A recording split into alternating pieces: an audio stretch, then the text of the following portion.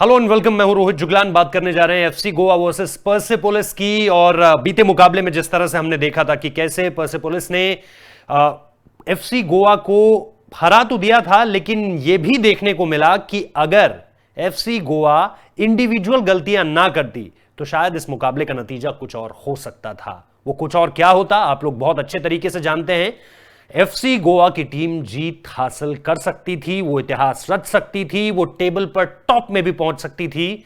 लेकिन अब स्थिति यह है कि हम नंबर 3 पर हैं, एफसी गोवा नंबर 3 पर है, उससे ऊपर है अलवादा और सबसे ऊपर है पर्सेपोलिस, जो कि अभी तक एक भी मुकाबला नहीं हारी है। स्कोर अच्छे अच्छे किए हैं, चाहे अलवादा के खिलाफ मुकाबला हो, अलरैन के खिलाफ मुकाबला हो या फिर एफसी गोवा। खास तौर पे हमने बीते मुकाबले में देखा था कि किस तरह से हमने उन्हें पेनल्टी अवार्ड कर दी 18वें मिनट में, और उसके बाद 24 मिनट तक पहुंचते पहुंचते कैसे हमारे ही दो डिफेंडर्स के बीच में घुसकर उनके खिलाड़ी ने हेडर से गोल स्कोर किया, 2-1 की लीड ले ली। लेकिन उसके बाद एक और मौका उनके पास था, लेकिन धीरज सिंह अमेजिंग, उनका जो सफर रहा है अब तक इस लीग में, कमाल करा। इसी वजह से बीते मुकाबले में मैन ऑफ द मैच भी थे, और क्योंकि उसकी एक बड़ी वजह यह भी है कि उन्होंने किस तरह से पेनाल्टी शूटआउट को सेव किया, और वरना स्कोर लाइन 3-1 भी हो सकती थी। लेकिन हमने भी मौके गंवाए।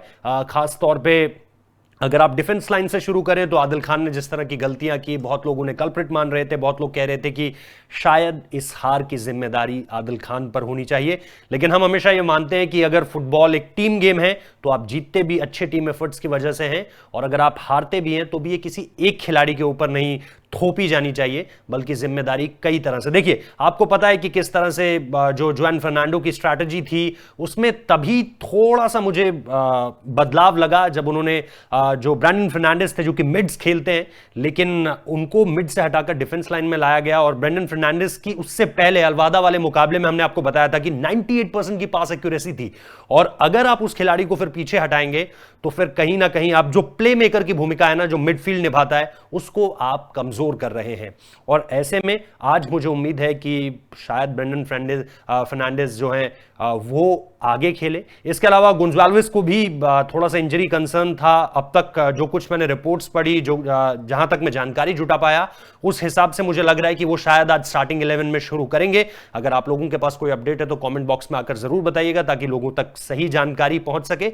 इसके अलावा भी आपको पता है कि किस तरह से एडू बेडिया, जिन्होंने पहला गोल स्कोर किया एफसी गोवा की तरफ से, भारत की तरफ से, एक तरह से अगर हम माने कि एफसी चैंपियंस लीग में भारत की तरफ से किसी ने पहला गोल किया है तो एडू बेडिया है, और वो मिस आउट कर रहे हैं। 2 बुकिंग्स भी उन्हें मिली थी, प्लस इंजर्ड भी हो गए थे। लेकिन किसी भी तरह से अगर इंजर्ड ना भी हुए होते तो भी 2 बुकिंग्स थी, 2 येलो कार्ड्स हो गए थे, इसलिए ये वाला गेम वो मिस कर रहे हैं। तो ये एफसी गोवा के लिए एक बड़ा झटका है कि एडू बेडिया इस टीम का हिस्सा नहीं है। लेकिन क्या आप ईशान पंडिता के साथ जाएंगे? मुझे नहीं लगता है। मुझे लगता है कि ऑर्टिज ही सबसे आपके प्रबल दावेदार होने चाहिए आज गोल स्कोरिंग के लिए। और इसके साथ साथ देवेंद्र मुरगांवकर, जो कि जिन्होंने कुछ अच्छे जो रन्स किए हैं, अगर आप पहले 2 मुकाबलों में भी देखें, अलग अलग तरह पे, अलग अलग जगह पे हम अलग अलग चीजें लैक करते हुए आए, लेकिन बीते 2 मुकाबलों में आई थिंक मुरगांवकर ने बहुत अच्छा जो है रन भी किया है, प्ले भी मेक किया। लेकिन इसके साथ साथ वो हमेशा सबस में रहते हैं और उसके बाद स्टार्टिंग 11 में स्टार्ट नहीं करते। मुझे आज लगता है कि शायद जुआन फर्नांडो जो है वो इसको लेकर के एक स्ट्रैटेजी में बदलाव करेंगे, और शायद वो स्टार्टिंग 11 का हिस्सा हो। इसके साथ साथ मेरी पिक आज की इस पूरी की पूरी स्टार्टिंग 11 में धीरज सिंह ही होने वाले हैं। बहुत ज्यादा जिम्मेदारी उनके कंधों पर रहेगी।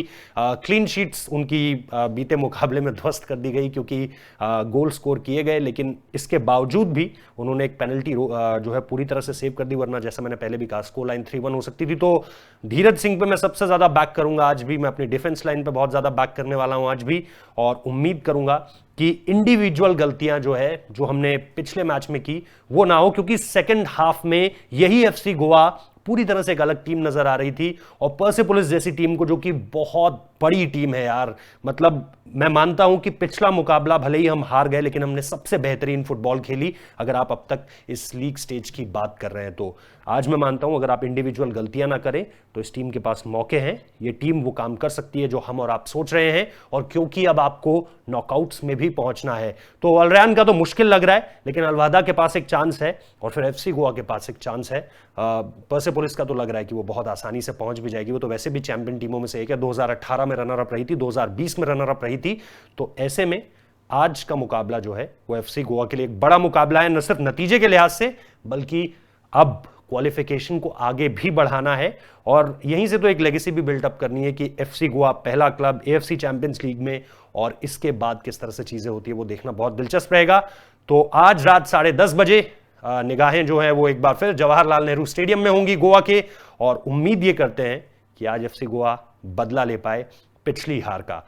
कमेंट कर बताइए कि आपको फुटबॉल की अलग अलग स्टोरीज कैसी लग रही हैं। हम चैंपियंस लीग से लेकर आपको बिल्कुल एएफसी चैंपियंस लीग तक की खबरें दे रहे हैं, अदर स्पोर्ट्स की भी बात कर रहे हैं, इसके अलावा क्रिकेट को भी अलग अलग तरीके से हम आपके सामने लेकर आ रहे हैं, एसोसिएट नेशंस की न्यूज़ भी आपको दे रहे हैं। ये ज़रूर बताइए कि और आप लोग क्या देखना चाहते हैं।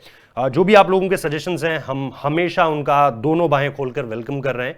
और इसके साथ साथ जो मैं लगातार आपको कहता रहता हूं कि अगर आप हमें सपोर्ट करना चाहते हैं, My11 सर्कल का जो लिंक है वो डिस्क्रिप्शन में भी है, कमेंट बॉक्स में भी है, और वहां से आप लिंक को जैसे ही आप क्लिक करेंगे आप My11 सर्कल ऐप डाउनलोड कर सकते हैं। आप अपनी फुटबॉल की फेवरेट टीम बना सकते हैं, आप अपनी क्रिकेट की फेवरेट टीम बना सकते हैं, जो फैंटेसी 11 हम कहते हैं वो आप बना सकते हैं, और बड़े सारे प्राइसेस आप वहां पर जीत सकते हैं। इसके अलावा अपना बहुत ध्यान रखिए क्योंकि चैलेंजिंग सिचुएशंस हैं, और तमाम गाइडलाइंस को फॉलो कीजिए जो भी एडमिनिस्ट्रेशन की तरफ से जारी की गई हैं। साथ ही साथ अपने सुझाव आने दीजिए। बहुत बहुत शुक्रिया इस वीडियो को देखने के लिए।